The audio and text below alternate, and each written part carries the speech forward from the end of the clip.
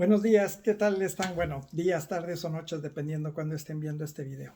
Entonces, la clase de hoy vamos a hacer un refrescamiento de lo que es el sistema respiratorio.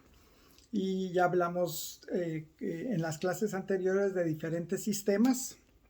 Y como les digo, hoy toca hablar sobre el funcionamiento, solo para refrescar el funcionamiento y la fisiología de lo que es el sistema respiratorio. Bueno, entonces el sistema respiratorio pues prácticamente inicia desde que ingresa el aire a través de nuestras vías respiratorias, que es por medio de la nariz y la bucofaringe. Esta llega hasta donde se encuentra la tráquea o la entrada hacia la tráquea. Por ahí, pasando por las cuerdas vocales, pasa el aire hasta llegar a los dos bronquios principales, el izquierdo y el derecho, que van a distribuir el aire a través de todos los bronquiolos secundarios. Siempre la división es de dos, o sea, dicotomía, o sea que de uno siempre salen dos, y de uno dos, y de uno dos, y así es como va el árbol bronquial esparciéndose hasta terminar en la unidad que se llama alveolo, donde digamos tenemos acá la tráquea principal.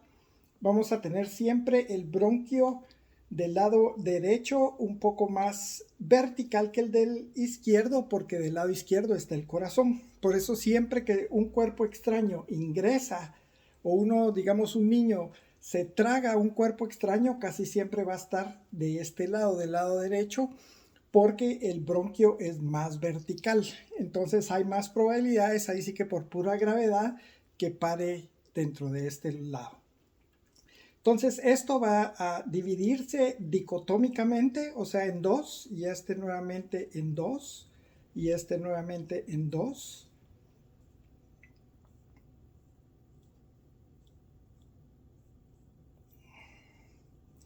Y hasta terminar en nuestra unidad funcional, que es el alveolo. Entonces, los alveolos están determinados o están diseminados, perdón, por todo el tejido pulmonar, y aquí en el alveolo es donde se va a dar el intercambio gaseoso, donde el cuerpo va a expulsar el CO2 y vamos a ingresar el O2, o sea, el oxígeno. La terminación del alveolo, si hay edema en este lugar, si hay alguna capa infecciosa, si hay un proceso fibroso, si hay un proceso de inflamación, eso va a disminuir el rango en lo que el oxígeno se transfiere con el dióxido de carbono.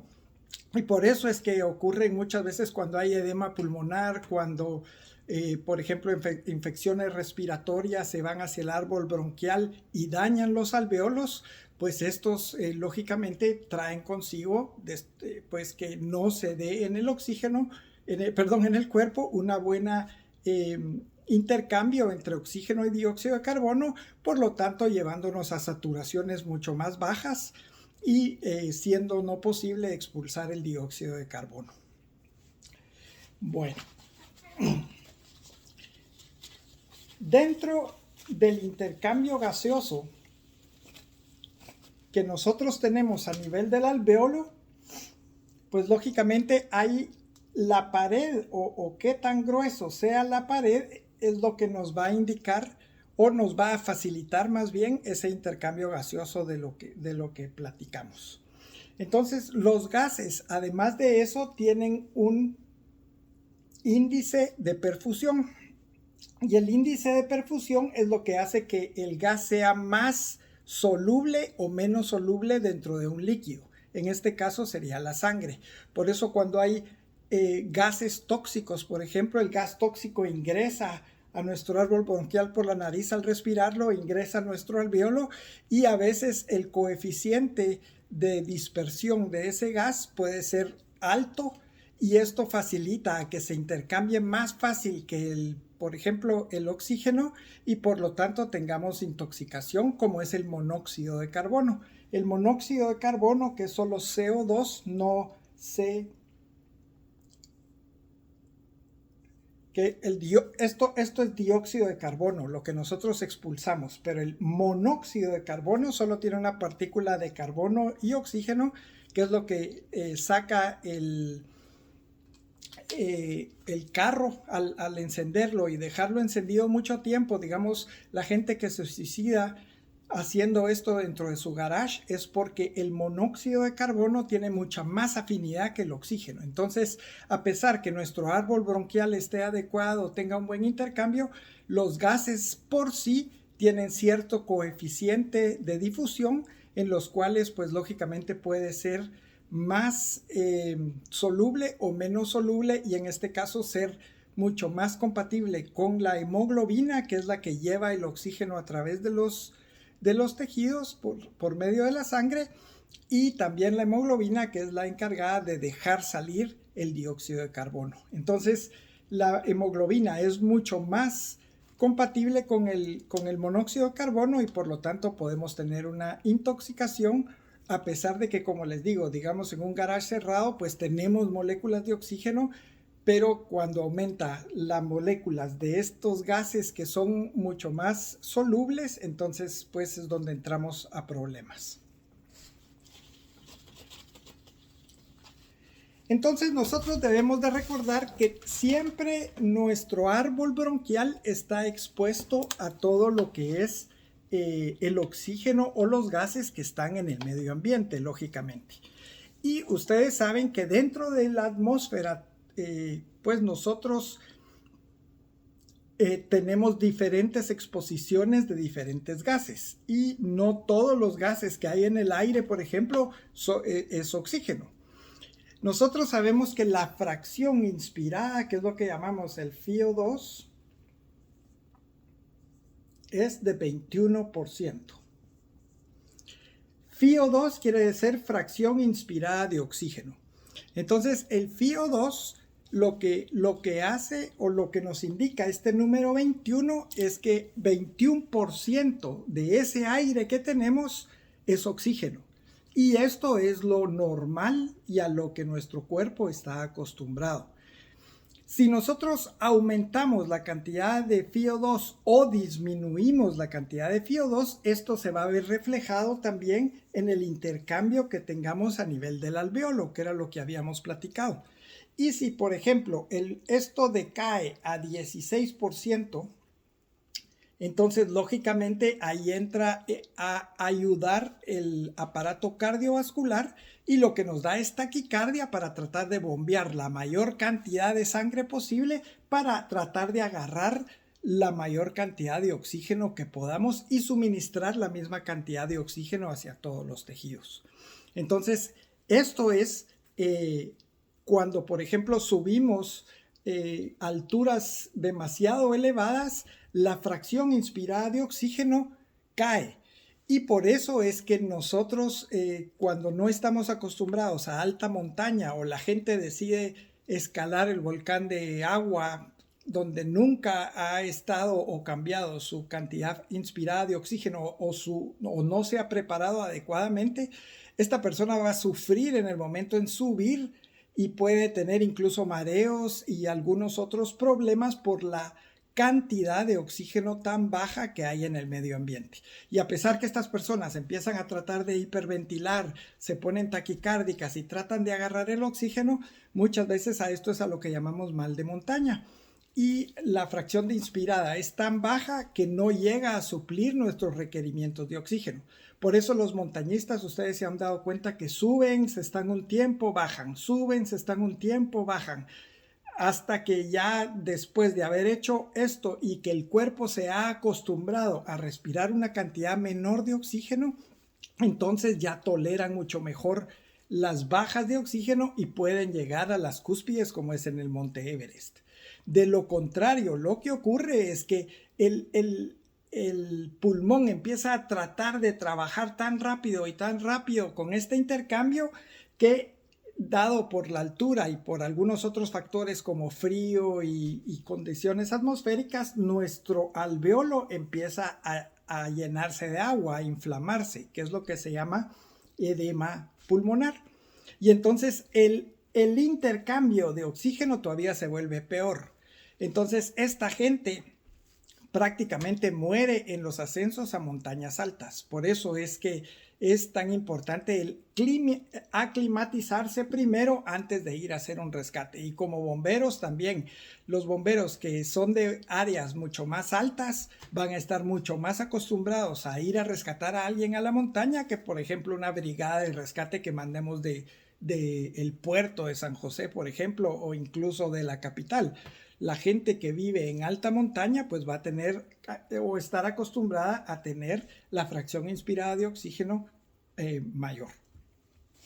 Entonces esto es importante para saber simplemente que nuestro cuerpo depende lógicamente de que las estructuras anatómicas estén adecuadas, pero hay otros factores que influyen en la absorción de gases, como les digo, el que haya líquido dentro de la membrana de intercambio, el que haya alguna inflamación, el que haya un proceso infeccioso, todo esto va a influir en nuestro intercambio gaseoso.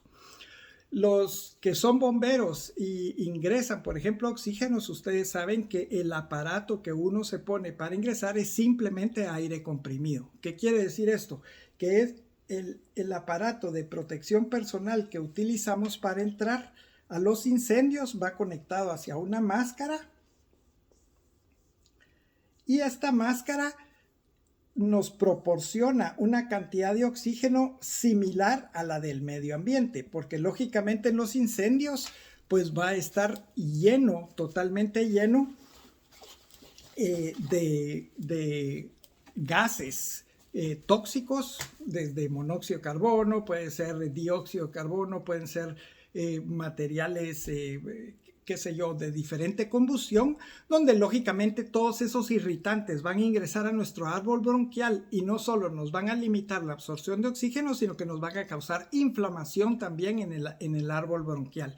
Entonces, por eso es tan importante el saber utilizar su equipo de protección personal al ingresar a los incendios. Y lógicamente, ¿qué pasa si alguien empieza a tener una saturación baja? Y, por ejemplo, se le acabó el autocontenido y todavía sigue trabajando dentro del incendio y lo sacan y esa persona prácticamente por el oxígeno se desmaya.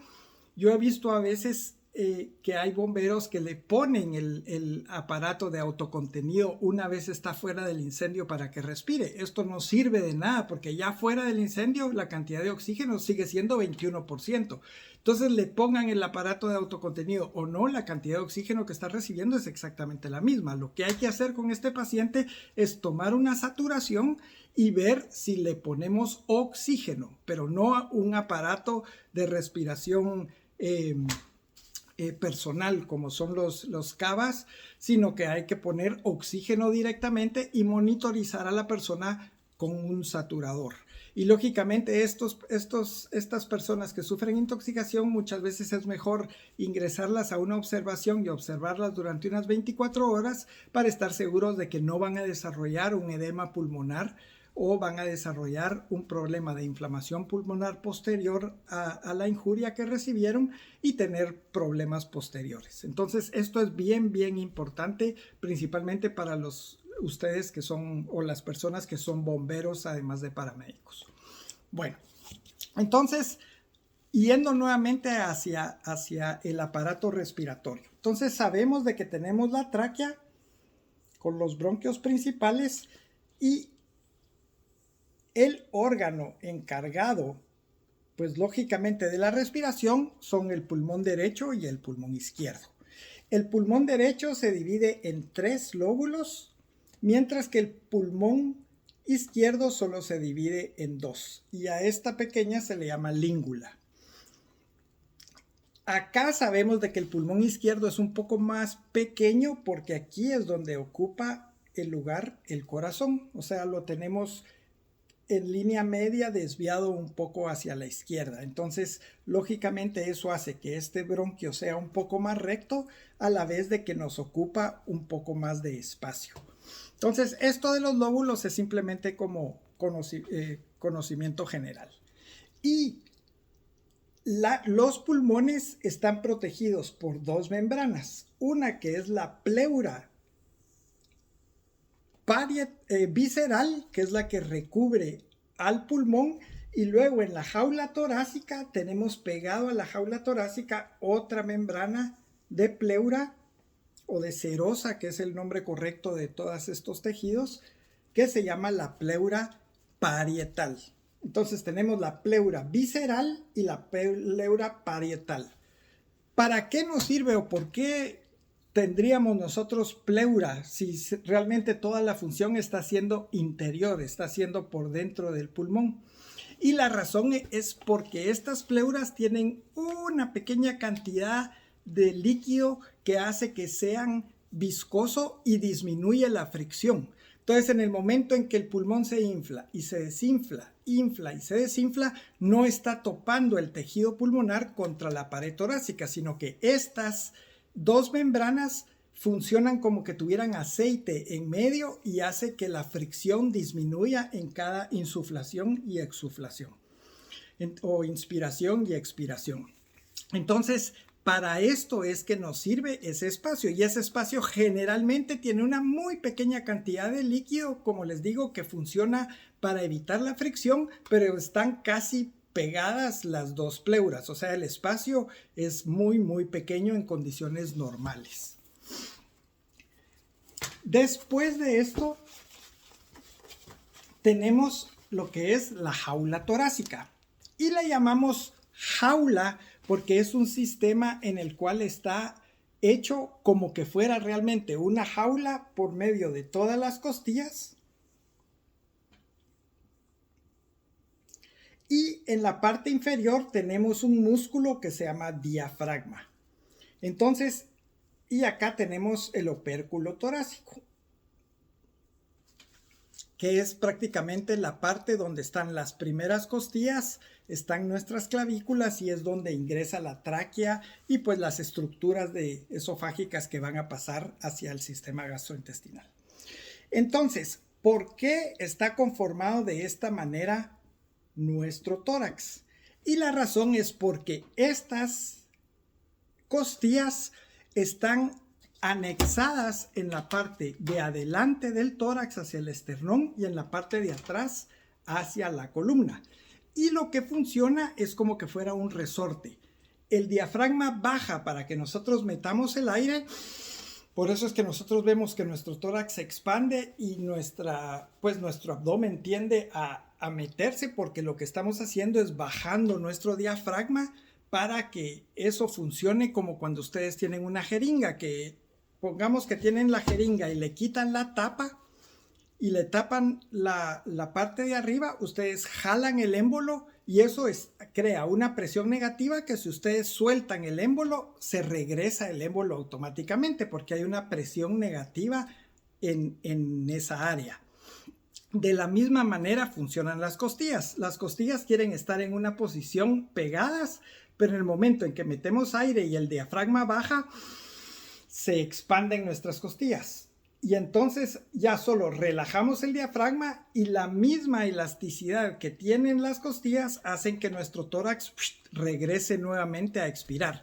Por eso es que nuestro movimiento es meter el aire. Nosotros hacemos esfuerzos para la inspiración, pero la expiración es un movimiento pasivo. O sea, es prácticamente nuestro propio organismo está hecho que funciona como un resorte, que en el momento en que jalamos el resorte tenemos que hacer fuerza para jalarlo, pero si lo soltamos el resorte regresa, que es pasivo. Entonces, de lo mismo en el ser humano. Nosotros hacemos esfuerzo para meter el aire, pero muchas veces el sacar el aire es un movimiento pasivo. A menos que esta presión negativa que haya dentro del sistema se pierda. Por ejemplo, si tenemos nuevamente el ejemplo de la jeringa y nosotros jalamos el émbolo, pero le abrimos un pequeño hito a la jeringa acá con una alfiler, por ejemplo, o un clavo. Entonces, jalamos el émbolo y la presión negativa que existía ya no va a existir porque el aire se va a meter por ese pequeño conducto. Entonces, en el momento en que soltamos el émbolo se queda de todos modos ahí, no regresa nuevamente. Tiene que existir esa presión negativa para que cuando jalemos el émbolo se vuelva a regresar. Entonces, para eso nos sirve el espacio pleural. Porque cuando nosotros insuflamos, el aire se mete dentro del tejido pulmonar, el tejido pulmonar se expande, pero el diafragma ya creó esa presión negativa que va a hacer que las costillas vuelvan a querer regresar a su lugar. Entonces, en el momento en que hacemos la presión negativa, todas las estructuras están a tensión y quieren volver a regresar a su lugar. Entonces nos relajamos y regresa. Si nosotros tuviéramos perforada cualquiera de las dos pleuras, ya sea que la pleura parietal fue perforada por un verduguillo, un balazo, un trauma, cualquier tipo de perforación hacia la pleura parietal, el aire, en el momento en que nosotros respiramos, también el aire se va a meter por esa herida. Y entonces en el momento en que se mete ese aire, cuando nosotros expiramos, como esto es una herida muy pequeña, el aire tiende a quedarse acumulado dentro de ese espacio. Entonces el espacio crece y se llena de aire. Pero ese espacio pleural también puede ser ocupado no solo por aire, puede ser ocupado por sangre, puede ser ocupado por líquido o puede ser ocupado por linfa. Entonces, todo lo que nosotros tengamos dentro de ese espacio es a lo que nosotros le vamos a llamar si es aire, neumotórax, si es linfa, un kilotórax, si es simplemente edema, va a ser un trasudado y si es pus, por ejemplo, es un exudado. Entonces, todo esto va a causar lo que se llama un derrame pleural, porque hay líquido donde realmente debería haber una cantidad tan pequeña, pero hay un derrame de líquido en esa área o aire en esa área que se llama un neumotórax. Entonces, esto es importante. También, si existe perforación de la pleura visceral, por ejemplo, que hay una infección tan grande que rompió parte del tejido, o hubo un absceso que drenó hacia el espacio pleural, también en el momento en que nosotros metamos el aire, va a tender a salir el aire por esa cavidad y también nos va a causar el mismo fenómeno.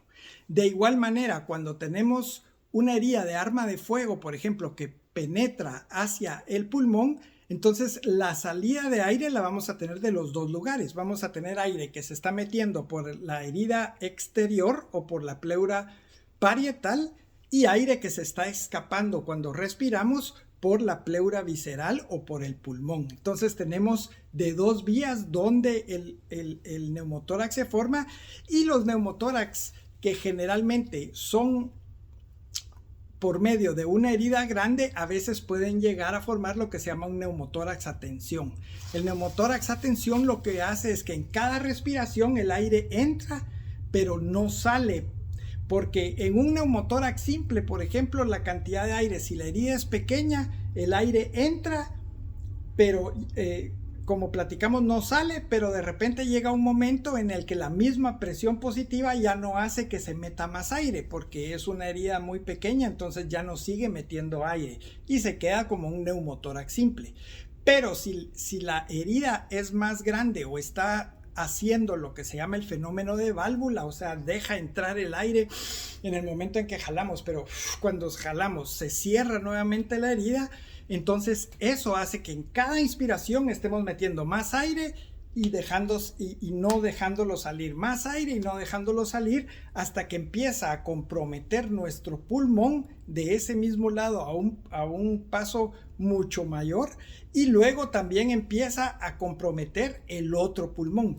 Eso empieza a crecer y eso es lo que se llama neumotórax a tensión. Eso lo vamos a ver ya más despacio en el trauma de tórax, pero solo quería hacer hincapié en esto. Entonces ya sabemos que cualquiera de las dos pleuras que estén rotas van a causar un neumotórax. Entonces, para hacer ese ejemplo, tengo aquí dos bolsas. Vamos a hacer de cuenta que esta es la pleura parietal y esta es la pleura visceral. Entonces la pleura visceral va dentro. Entonces, nosotros cuando respiramos, todo el aire va a entrar hacia el lado pulmonar.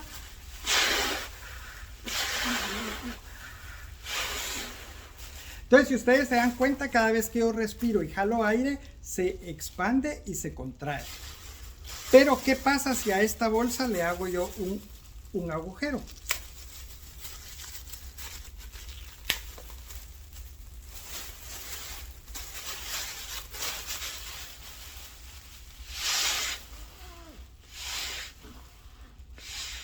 Entonces se dan cuenta que en cada respiración que hago, si ustedes se pueden dar cuenta, la bolsa café casi no se infló, pero la bolsa blanca es la que se está inflando. Este espacio que tenemos dentro de la bolsa café y bolsa blanca es lo que se llamaría el neumotórax. Y por eso es que nosotros lo que hacemos es colocar un tubo intercostal acá a una presión negativa, o sea que cuando el tubo va a un sello de agua, el agua lo que hace es que deja que cuando saquemos el aire salga por el tubo y burbujee, pero en el momento en que jalamos el aire, el agua no deja que el aire vuelva a regresar por el mismo tubo, por el peso del agua. Entonces el aire regresa y burbujea, pero en el momento en que el aire quiere regresar, no lo deja el agua. Es, por ejemplo, lo que ustedes pueden hacer con una Coca-Cola. Ustedes piden una Coca-Cola en McDonald's con una pajilla, o en otros países que nos están viendo, nosotros en Guatemala le llamamos pajilla hacia lo que en México llaman popote o pitío. Y entonces nosotros podemos soplar y hacer burbujas dentro de nuestra Coca-Cola. Pero en el momento en que queremos respirar a través de la pajilla, lo que vamos a jalar es agua. Entonces podemos sacar aire, pero no podemos meterlo. Y por eso es que el sello de agua es lo que se usa para sacar el aire dentro de un neumotórax en el espacio pleural. Entonces funciona muy bien para hacer burbujear el aire, pero en el momento en que queremos meter otra vez el aire, el agua hace que suba un poquito dentro del tubo intercostal y no deje que el aire suba. Por eso es importantísimo también tener el sello de agua mucho más abajo de donde está nuestro nivel pulmonar, porque si no el agua se va a regresar y nos va a entrar hacia el tórax. Entonces por eso el sello de agua siempre debe estar más bajo. Y si lo vamos a transportar a un paciente, hay que clampear el tubo para que el agua no vaya a regresar del sello de agua hacia nuestro tórax, llevarlo de esa manera o subir el sello de agua y al llegar ya a un lugar adecuado volver a bajar el sello de agua para que continúe sacando el aire que tenemos en esa cavidad. Entonces esto es muy muy importante que nosotros reconozcamos que primero que todo el sistema respiratorio anatómicamente está dentro de un sistema que está a presión negativa, que el músculo más importante va a ser el diafragma. Por supuesto que hay músculos intercostales que también ayudan, pero la principal función va a ser del músculo diafragma y este es el que va a jalar, y en el momento en que baja el diafragma, el aire entra por aquí. Si nosotros tenemos una herida, el aire también va a entrar por ahí y va a formar un neumotórax, que sería este espacio de acá. O si hay sangre o lo que haya. Otra cosa importante es de que generalmente cuando tenemos aire aquí, como este aire no lo podemos sacar, esa presión negativa está perdida. Esa presión de que baja el diafragma, entra el aire y luego solo nos relajamos y vuelve a regresar, como está ese aire ahí atrapado, evita que el émbolo, por decir así en esa jeringa, vuelva a regresar. Entonces el paciente empieza a hacer esfuerzo para meter el aire, pero también para sacarlo. Entonces esos pacientes tienden a cansarse mucho más rápido y por eso es que los pacientes desarrollan fallos respiratorios o paros respiratorios, porque los músculos tienen que trabajar el doble, tienen que trabajar para meter el aire, pero también para sacarlo, meter el aire y sacarlo. Entonces están haciendo un doble trabajo. Y en ciertos pacientes que puedan tener otros traumas también asociados, el paciente poco a poco va perdiendo fuerzas, porque nosotros vamos utilizando nuestro oxígeno y vamos utilizando nuestra glucosa para tratar de sobrevivir. Entonces, si se llega a depletar la glucosa y se llega a depletar también el oxígeno, nuestros músculos ya no pueden trabajar de la misma manera. Y si estos músculos están trabajando el doble, además que el corazón también tiene que acelerarse para trabajar el doble. ¿Se acuerdan cuando vimos el sistema parasimpático y el simpático. En momentos de emergencia, el sistema simpático es el que está activado. Entonces el paciente tiene que latir más fuerte, tiene que meter y sacar el aire más fuerte. Entonces esos pacientes llegan a cansarse y desarrollan paros respiratorios y luego lleva un paro cardiorrespiratorio. Por eso es que yo he escuchado muchas veces en tratamientos prehospitalarios o en pacientes prehospitalarios que dicen, pero si cuando lo agarramos venía hablando bien y venía tranquilo, entonces lo acostamos nada más y lo llevamos y el paciente falleció en la entrada o ya no iba respirando cuando lo entraron. Lógicamente, porque si no se le da un apoyo, no se le da una ayuda a ese paciente a que no esté haciendo él el trabajo él solo, entonces el paciente lógicamente se va a cansar. ¿Cómo podemos ayudarlo? Bueno, una de las principales cosas que muchas veces no pensamos o nos acostumbramos a hacerlo de una manera inadecuada es el transporte del paciente o la posición en la que sentamos al paciente. Si nosotros tenemos a un paciente en posición semi-Fuller, este paciente, todos los órganos abdominales tienden a bajar. Entonces ayudan a que el paciente no tenga que hacer tanto esfuerzo para respirar. Y además de eso nos facilita que si tiene un neumotórax, el neumotórax se va a ir, el aire siempre tiende a irse hacia arriba. Y si hay sangre, la sangre se va a ir hacia el ángulo costodiafragmático en la parte posterior. Entonces tenemos más espacio para que ese pulmón pueda irse expandiendo. Pero ¿qué pasa si nosotros llevamos al paciente en una tabla marina, por ejemplo, y lo acostamos en la tabla marina? Entonces todas las estructuras abdominales se van a tener a desplazar hacia arriba, porque pues lógicamente el estómago, todo lo que tengamos dentro del colon, todas las vísceras abdominales van a tender a irse hacia la parte anterior. Y principalmente si el transporte lo están haciendo acelerando y desacelerando, acelerando y desacelerando la ambulancia, todo el tiempo se va a estar corriendo todo este material hacia adelante y hacia atrás, todos los órganos abdominales, y eso va a comprometer mucho más la respiración del paciente. Entonces, en este tipo de pacientes, la posición del paciente es muy importante y también el traslado, en la forma en que ustedes están conduciendo la ambulancia, también tiene implicación en el paciente. Muchas veces creemos que lo más importante para el piloto es llegar lo antes posible al hospital. Eso no es un piloto de emergencias, eso es un piloto de carreras, donde le gana a los de otra institución o otros bomberos o donde llega en tiempo récord a la emergencia. Eso es una competencia, eso es un piloto de carreras. Un piloto que es verdaderamente un paramédico, él sabe que su paciente necesita una velocidad estable, un traslado estable para poder llegar hacia la emergencia con un paciente estable.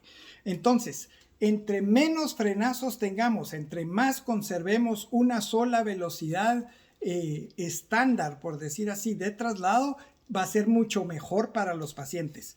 Aquí en Estados Unidos ustedes han visto, o si no han visto, por lo menos en películas, se dan cuenta que las ambulancias no van a toda velocidad y meten el frenazo en el semáforo y luego vuelven a acelerar a toda velocidad. Generalmente las ambulancias llevan una velocidad no tan rápida pero constante y empiezan a bocinar casi desde media cuadra atrás para que se empiecen a abrir los carros y la ambulancia tenga que tener esas desaceleraciones y aceleraciones lo menos posible, o sea, mantener la velocidad lo más constante posible, porque esto beneficia muchísimo al paciente. También generalmente el área de traslado de una ambulancia, lo que le llaman el coach, que es donde va la camilla de la ambulancia, generalmente tiene soportes neumáticos que hacen que la caja no se mueva demasiado, tanto en curvas como en aceleraciones y desaceleraciones, porque esto se ha visto que es algo vital para el transporte de un paciente y muchas veces ni siquiera lo toman en cuenta o ni se menciona en las escuelas de bomberos que esto es importante. Esto debería ser todo piloto de emergencia debe de conocer esto. Todo piloto de emergencia tiene que saber la fisiología y funcionamiento tanto de fracturas como de neumotórax, hemotórax, pacientes inestables. Todo eso tiene mucho que ver con la forma de transporte que tengamos con el paciente. Entonces es importante una buena evaluación y es importante una buena toma de decisión para su traslado y una muy buena información con el centro asistencial para que si requieren, por ejemplo, la colocación de un tubo intercostal y no lo tenemos, pues sepamos transmitir esa información y sugerir, aunque no tengamos radiográficamente la evidencia de que tiene un neumotórax, pero clínicamente nosotros sabemos de que probablemente eso es lo que lleva, o lleva un neumotórax, o lleva un trauma de tórax cerrado que está comprometiendo la ventilación. Entonces, todo esto es importantísimo que nosotros lo veamos para el traslado del paciente y que el paciente nos llegue de una forma pues mucho más estable y con mejor pronóstico. Bueno, esto es más que todo, como les digo, una recapitulación del sistema respiratorio. Lógicamente, cuando entremos ya en enfermedades pulmonares, en trauma torácico, en trauma cardíaco, en contusiones pulmonares, pues lo vamos a ver un poco más a fondo, pero era simplemente para recordar la fisiología y anatomía dentro de la cavidad o dentro del sistema, respiratorio. Muy bien, muchísimas gracias y nos vemos para la siguiente clase. Gracias a todos.